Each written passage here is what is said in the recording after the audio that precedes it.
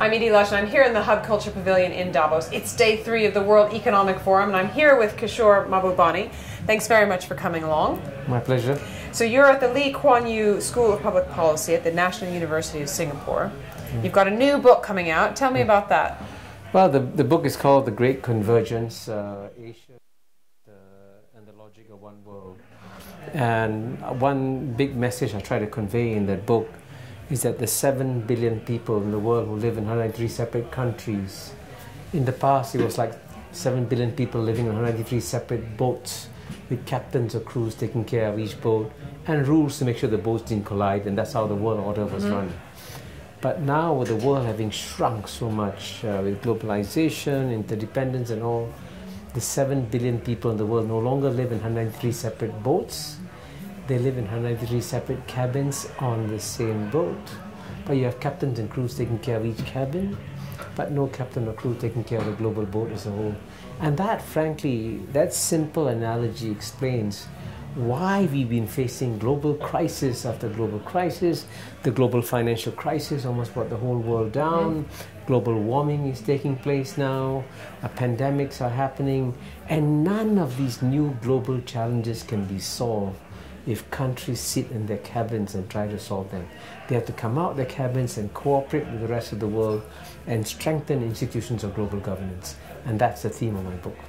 So tell me about the idea of these captains coming out of their boats. Are you talking about more on a national level, or is it on a sort of sub-national level, on a city-by-city basis? Or I think it's going to happen at all levels.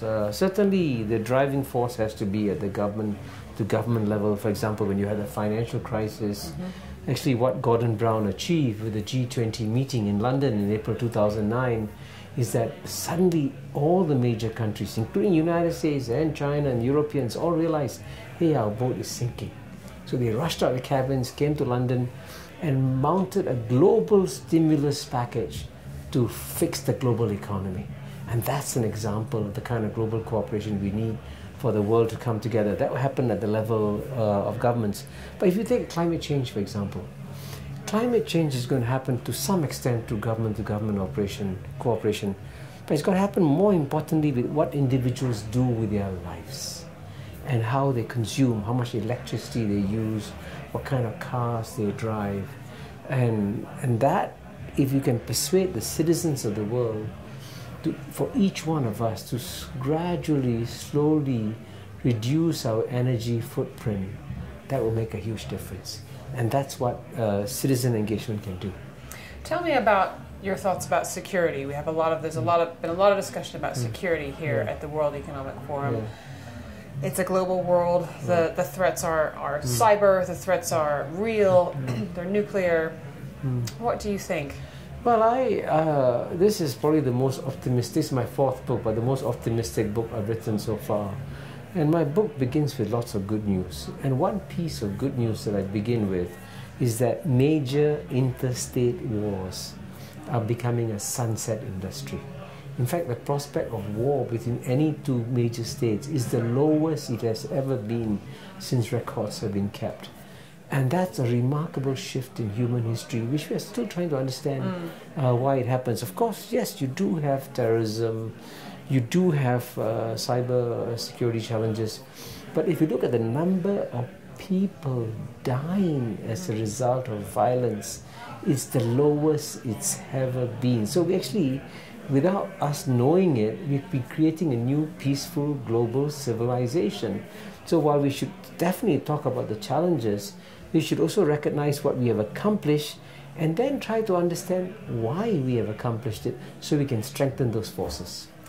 And at the same time, as fewer people are dying to war, we're actually seeing the world's population explode, and that brings all the questions of food security, national security into play. What do you think? Well, actually, again, when you talk of food security, the United Nations set up something called Millennium Development Goals in the year 2000. And one of them was the halving of global poverty.